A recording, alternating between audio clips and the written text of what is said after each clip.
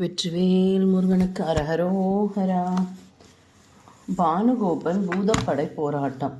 பானுகோபன் அளவு கடந்த கோபாவேசத்தோடு அநேக கூர்மையான பானங்களை விடுத்து தான் எதிரியின் கையிலிருந்து தடியை சுக்குநூறாக உடைத்தெறிந்தான். பல கூர்மையான பானங்களை உக்ரனுடைய தேகத்தின் மேல் பொழிந்தான். ஆனால் அப்பானங்களை எல்லாம் தன்னுடைய கையினாலேயே அடித்து உக்ரன் பயனற்றதாக செய்துவிட்டான். பிறகு உக்ரன் அசுரனோடு சேர்ந்து ரதத்தை தூக்கி எறிந்து சூரிய மண்டலம் வரை உயரச் சென்று பூமியில் விழும்படி செய்தான். ரதம் உடைந்து பூமியில் வந்து தொப்பென்று விழுந்து பானுகோபன் விரைந்து எழுந்து வந்து உக்ரனுடைய மார்பில் ஓங்கி அடித்தான். பிறகு அவனுடைய கால்களை வாரி எடுத்து வானவெளியை நோக்கி விசையாக எறிந்தான்.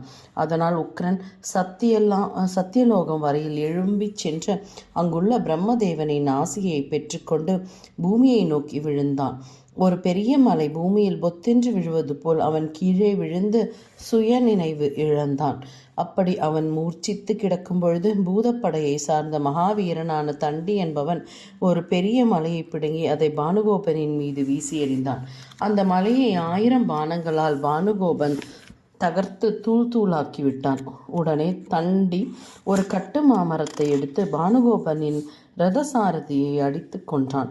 பானுகோபனும் கட்டுக்கடங்காத கோபாவேசத்தோடு 10,000 கூர்மையான பானங்களை தண்டியின் நெற்றியை குறிப்பார்த்து பிரயோகித்தான். அப்பானங்களினால் தாக்கப்பெற்ற தண்டி பூமியில் விழுந்து சுயநினைவை இழந்தான். உடனே பூதப்படையை சேர்ந்த மற்றொரு வீரனான பினாகி என்பவன் விரைந்தோடி வந்து மலையொன்றை பிடுங்கி பானுகோபனின் மீது விட்டெறிய முயன்றான். அதற்குள் பானுகோபன் 1000 பானங்களை தொடுத்து பினாகியின் மார்பை நோக்கி எய்தான். அப்பானங்கள் பினாகியின் மார்பை துளைத்து கொண்டு வெளியே வந்து விழுந்தன. அதனால் உயிரிழந்து கீழே விழுந்தான் பினாகி.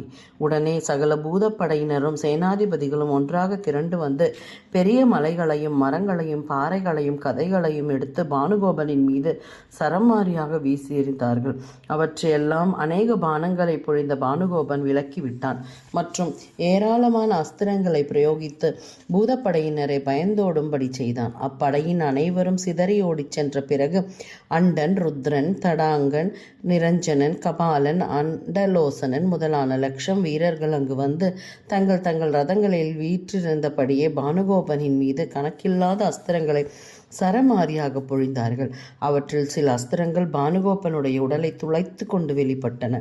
மற்றும் சில பானங்களை பானுகோபன் பதில் பானங்களை போட்டு அறுத்தெறிந்தான். பிறகு அவன் கோடிக்கணக்கான பானங்களை பூதப்படையைச் சேர்ந்த வீரர்களின் மேல் இடைவிடாமல் பொழிந்து தள்ளினான்.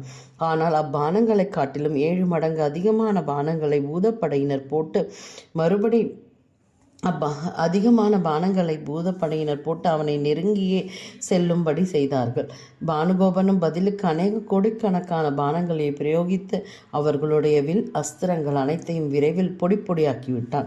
உடனே வேறு விற்களையும் அம்புகளையும் எடுத்து வந்து பானுகோபனை அவர்கள் தாக்கினார்கள். மேலும் அவனுடைய ரதத்தை நோக்கி 1000 பானங்களையும் ரதத்தில் கட்டியிருக்கும் குதிரைகளை நோக்கி 100 பானங்களையும் அவ்வாறே அநேக பானங்களை துவஜங்களில் மீதும் ரதசாரதி மீதும் 1000 பானங்களை பொழிந்து அவையெல்லாம் சின்னா பின்னமாகி பூமியில் விழும்படி செய்தார்கள். அதை கண்டதும் பானுகோபன் மற்றொரு பெரிய தேரில் ஏறிக்கொண்டு அதிக கூர்மையான நாராச பானங்களை 10,000 கணக்கிலும் லட்சக்கணக்கிலும் பொழிந்து தள்ளினான். அதனால் பூதப்படையினர் தங்கள் சரீரங்களிலிருந்து குருதி வெள்ளம் பெருக்கெடுத்தோட பலவீனமடைந்தார்கள்.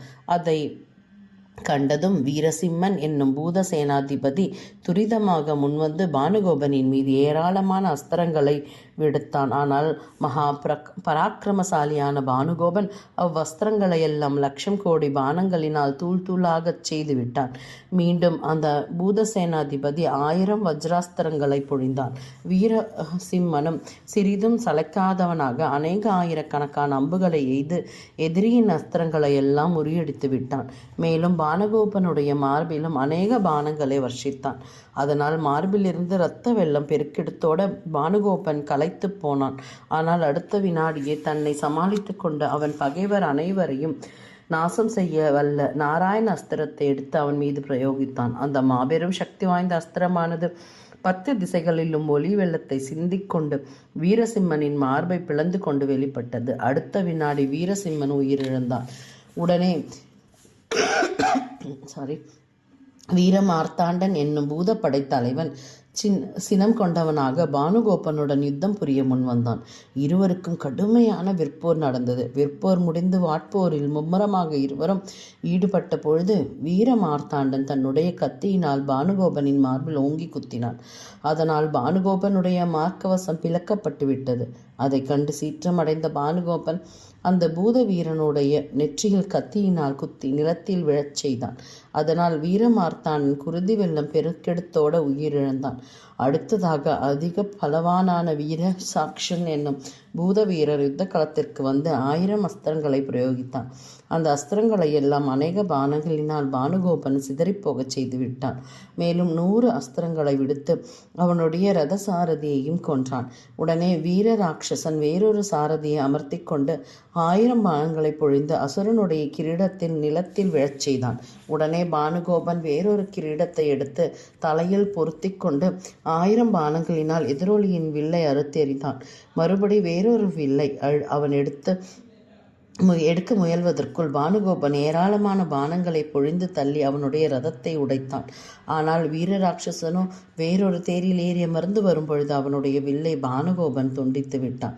உடனே வீரராட்சசன் தன்னுடைய வேலை அசுரனை நோக்கி வீசி எறிந்தான். ஆனால் அந்த வேலையும் பானுகோபன் 100 பானங்களினால் ஒரு நொடி பொழுதிற்குள் தகர்த்தெறிந்து விட்டான். உடனே வீரராட்சசன் தன்னுடைய ரதத்தில் இருந்து வேகமாக கீழே இறங்கி பானுகோபனை தேருடன் சேர்த்து தூக்கி வானவெளியில் நோக்கி வீசி எறிந்தான். பெருத்த ஆரவார முழக்கத்தோடு ஆகாயத்தில் எழும்பிச் சென்ற பானுகோபன் அங்கிருந்தபடியே தன் கையில் இருந்த கூர்மையான வேலை பூத வீரனின் மார்பை குறிப்பார்த்து விசையோடு வீசி எறிந்தான். அந்த பெரிய வேல் வீரராட்சசனின் மார்பை துளைத்து கொண்டு ஊடுருவிச் சென்றது. அடுத்த வினாடி வீரராட்சசன் பிணமானான். உடனே மகாவீரர்களான வீராந்தகன், வீரமகேஸ்வரன், வீரபுத்திரன், வீரதீரன் ஆகிய பூத வீரர்கள் அசுரனோடு யுத்தம் புரிய ஆயுத்தமானார்கள். வீரபாகு பானுகோபன் போராட்டம். பூத வீரர்கள் அனைவரும் ஒன்று சேர்ந்து கொண்டு பானுகோபனின் மீது அநேக சக்தி வாய்ந்த பானங்களை பொழிந்தார்கள். பானுகோபனும் வேறொரு தேரில் ஏறி அமர்ந்து கொண்டு அவர்களை நோக்கி ஏராளமான அஸ்திரங்களை விடுத்தான். அதனால் அவனுடைய பானங்களால் அடிபட்டு மோகமடைந்த 2 பூத வீரர்கள் மூர்ச்சித்து கீழே விழுந்தார்கள். மற்றுமுள்ள 2 வீரர்களும் தங்கள் ரதங்களை இழந்தார்கள். ஒருவன் அச்சத்தினால் சுயநினைவற்று கீழே சாய்ந்தான்.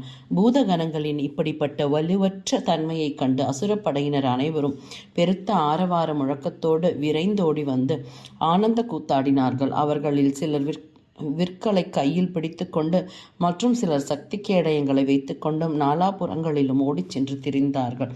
அசுரர்களின் இத்தகைய ஆரவார முழக்கங்களை கேட்டு வீரபாகு தன் மனதில் சண்முக கடவுளை வணங்கி வழிபட்ட வண்ணம் ஒரு நொடி பொழுதிற்குள் ஒரு உறுதியான வில்லை கையில் எடுத்துக்கொண்டு யுத்த களத்தில் நோக்கி புறப்பட்டு சென்றான்.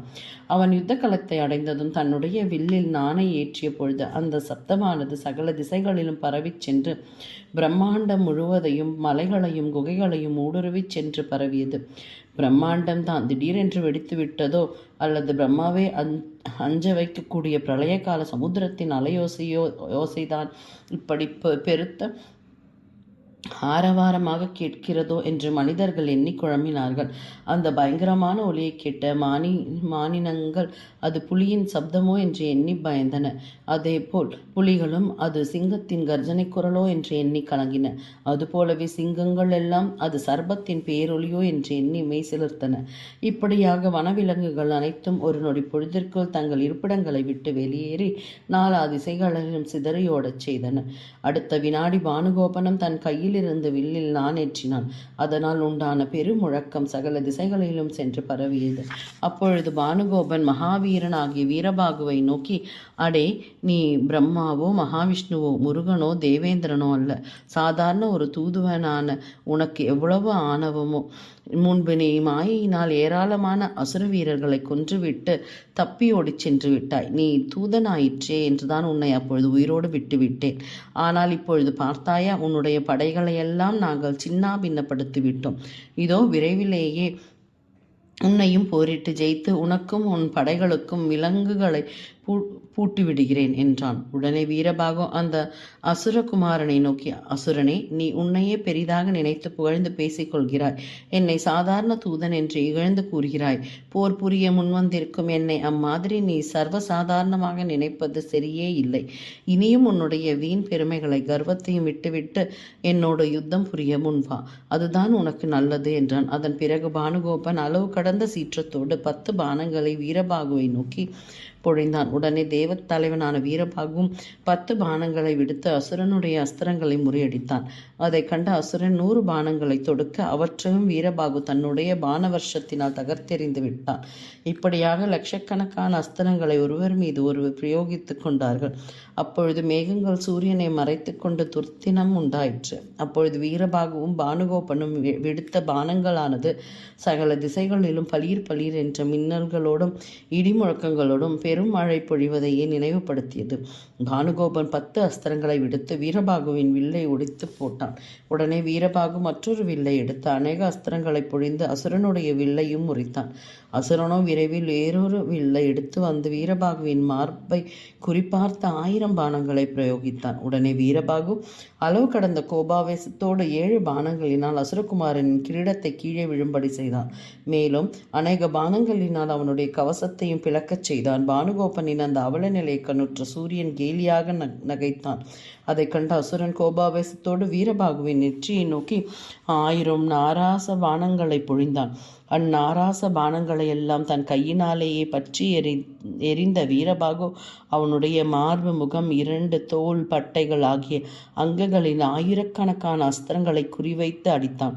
அக்னிக்கு நிகரான அப்பானங்கள் தாக்கியவுடன் பானுகோபன் தன் கையில் இருந்த வில்லின் முனையை 2 கரங்களால் பிடித்து வண்ணமே மூர்ச்சித்து கீழே விழுந்தான்.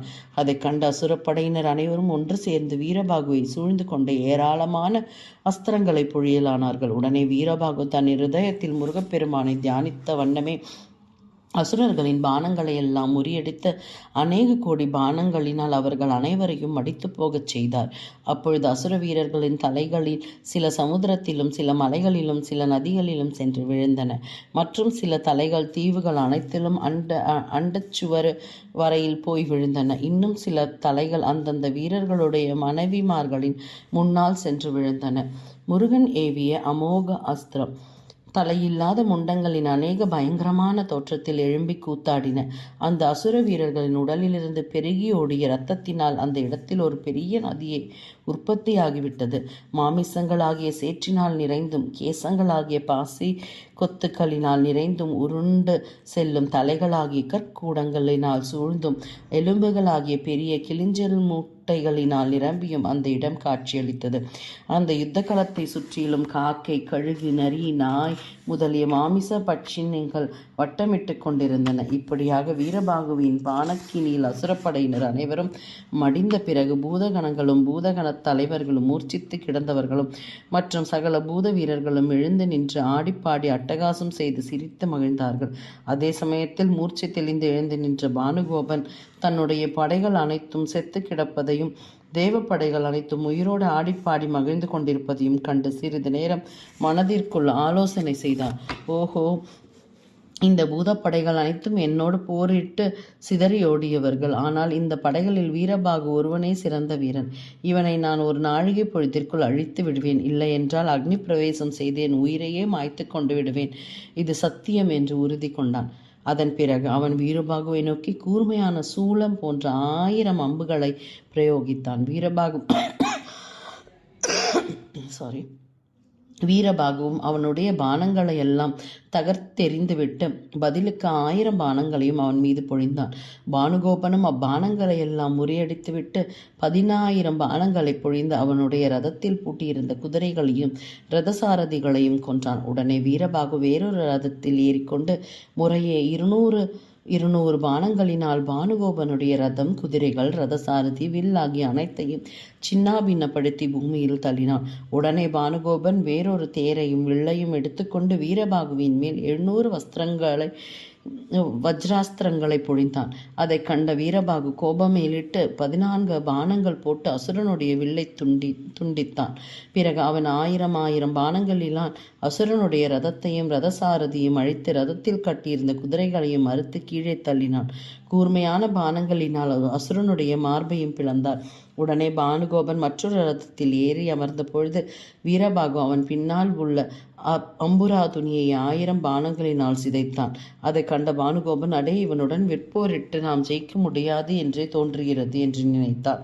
அதனால் அவன் அனைவரையும் மோகமடையச் செய்யக்கூடிய சம்மோகனாஸ்திரத்தை எடுத்து விடுத்தான். மகா சக்தி வாய்ந்த அந்த மோகனாஸ்திரம் அசுரனிடமிருந்து வெளிப்பட்ட மாத்திரத்தில் பூதப்படையினர் அனைவரும் தங்கள் கையில் இருந்த பயங்கரமான ஆயுதங்களை எல்லாம் அந்த அஸ்திரத்தின் மீது துரிதமாக போட்டார்கள். ஆனால் அவற்றையெல்லாம் சிறிதும் பொருட்படுத்தாமல் அந்த மோகனாஸ்திரமானது வீரபாகு முதலான சகல பூதப்படைகள் மீது விழுந்து அவர்களை எல்லாம் மயக்கம் அடையும்படி செய்துவிட்டது. பூத சைனியத்தின் தலைவர்கள் அச்சமயம் தூண்கள் போல் நின்று விட்டார்கள். ரதசாரதிகள் ரதங்களில், மற்றவர்கள் பூமியிலும் அவரவர்கள் ஆயுதங்களை கையில் பற்றிய வண்ணமே உறக்கத்தில் அமிழ்ந்து விட்டார்கள். அதுதான் தக்க தருணம் என்று நினைத்து பானுகோபன் பெருத்த மகிழ்ச்சியோடு அவர்கள் மீது அநேக பானங்களை பிரயோகித்து அவர்கள் அனைவரையும் இரத்த வெள்ளத்தில் மிதக்கச் செய்தான். பூதப்படைகள் அனைத்தும் மூர்ச்சித்து கிடக்கும் நிலைமையை தம்முடைய மனதினால் அறிந்து கொண்ட சண்முகப் பெருமான் அசுரனுடைய அந்த மோகனாஸ்திரத்தை தடுப்பதற்காக அதிக கொடூரமானதும் பிரகாசம் பொருந்தியதுமாகிய அமோக அஸ்திரத்தை எடுத்து பிரயோகித்தார். அந்த அஸ்திரம் தன் சோபையால் திசைகள் அனைத்திலும் சூரியனுடைய ஒளிக்கதிர்கள் போல் அதி அற்புதமாக ஒளியை சிந்திய வண்ணம் வேகமாக சென்று அசுரன் விடுத்த மோகனாஸ்திரத்தை விரைவில் அழித்துவிட்டது. அதனால் நித்திரை கலைந்து எழுந்தவர்களைப் போல வீரபாகுவும் அவனைச் சேர்ந்த சகல வீரர்களும் ஒரு நொடி பொழுதிற்குள் சுய உணர்வை பெற்றுவிட்டார்கள். மோகனாஸ்திரத்தை தடுத்துவிட்டு அந்த அமோக அஸ்திரம் மீண்டும் விர் என்று திரும்பி சென்று முருகப்பெருமானிடம் அடைக்கலமாகிவிட்டது. மூர்ச்சை தெளிந்து எழுந்த வீரர்களோ சண்முகரினால்தான் தாங்கள் அனைவரும் பாதுகாக்கப்பட்டிருக்கிறோம் என்று உணர்ந்து அப்பெருமானை பலவாறாகவும் வேதாந்த ஸ்தோத்திரங்களினால் துதித்து வணங்கினார்கள். பிறகு அவர்கள் அனைவரும் தன்மான உணர்ச்சியோடு அசுரனை எதிர்த்து அதி ஆவேசமாக போரிடலானார்கள். அவனை கொன்றுவிட எண்ணிய வீரபாகு பாசுபதம் என்கிற அஸ்திரத்தை கையில் எடுத்தான். அதை கண்டதும் பானுகோபன், இது பாசுபத அஸ்திரம் அல்லவா? அதற்கு பதில் அஸ்திரத்தை நான் என்னோட இப்பொழுது எடுத்து வரவில்லையே. ஆகையால் நான் என் நகரத்திற்கு விரைந்து சென்று பாசுபத அஸ்திரத்தை எடுத்து கொண்டு வந்து இவனோடு யுத்தம் புரிகிறேன் என்று தனக்குள் நினைத்து கொண்டான். பிறகு அவன் சூக்ஷ்மமான உருவத்துடன் ரதத்தில் இருந்து இறங்கி தன்னுடைய நகரத்தை நோக்கி சென்றான். அங்கே பாட்டிசைத்து கொண்டிருக்கும் அசுரர்களையும் தங்கள் வீட்டு திண்ணையில் அமர்ந்து கொண்டு சொக்காட்டம் ஆடிய வண்ணமிருக்கும் அசுரர்களையும் பார்த்தவாறே இரத்தினமயமான தன்னுடைய மாளிகையை வந்தடைந்தான். அங்கே வனப்பு மிகுந்த பெண்மணிகள் பலர் அவனை சூழ்ந்து கொண்டு அவனுக்கு பலவிதமான பணிவிடைகளை செய்யலானார்கள். ஆனால் பானுகோபனை வழக்கத்திற்கு மாறாக உள்ளத்தில் மகிழ்ச்சி என்பதை இல்லாமல் யுத்தத்தை பற்றிய சிந்தனையிலேயே மனதை போட்டு அலட்டிக்கொண்டு கவலையே உருவாக காட்சியளித்தான். அதே சமயத்தில் யுத்த களத்தில் பூதகணங்களும் பூத சேனாதிபதிகளும் பெருத்த ஆரவாரங்களும் முழக்கங்களை கொண்டு மகிழ்ச்சி பெருக்கில் திளைத்த வண்ணம் இருந்தார்கள். ஆகாய வீதியில் இருந்த தேவர்கள் மலர்மாறி பொழிந்தார்கள். தேவ துந்துபி வாத்தியங்கள் பெரிதாக முழங்கின. அப்பொழுது பூதகணங்கள் வீரபாகுவை நோக்கி, தேவர்களின் இரட்சகனை, இப்பொழுதே அந்த அசுரனை நகரத்தில் இருந்து கட்டி இழுத்து கொண்டு வந்து இங்கே சேர்க்க வேண்டும் என்று கூறினார்கள். அதற்கு வீரபாகு, பூத வீரர்களை யுத்த களத்தில் இருந்து புறமுதுகிட்டு ஓடியவனை அவமதிப்பது தகாததாகும். கற்றறிந்த பெரியோர்களும் அப்படித்தான் கூறுகிறார்கள். ஆகையால் அவன் தானாகவே இங்கு திரும்பி வந்தால் அவனை நிச்சயமாக நான் வென்று விடுவேன் என்றான். உடனே பூதப்படையினர் அனைவரும் மகிழ்ச்சி நிறைந்த மனதோடு தங்கள் நகரத்தை நோக்கி புறப்பட்டார்கள். அவர்கள் மகத்துவம் வாய்ந்த சண்முகப் பெருமானின் இருப்பிடமாகிய ஹேமகூடத்தை விரைவில் வந்தடைந்து அங்கு எழுந்தருளி இருந்த முருகப்பெருமானை வலம் வந்து நமஸ்கரித்தார்கள். அச்சமயத்தில் பானுகோபனுக்கு ஏற்பட்ட அவமானத்தை நேரில் கண்டதால் அஞ்சி நடுங்கியவன் போன்ற நிலையில் சூரியன் தன்னுடைய கிரணங்களை நாலாபுறமும் சிதறடிக்காமல் ஒடுக்கி கொண்டு மேற்கு சமுதிரத்தில் சென்று மறைந்து கொண்டான்.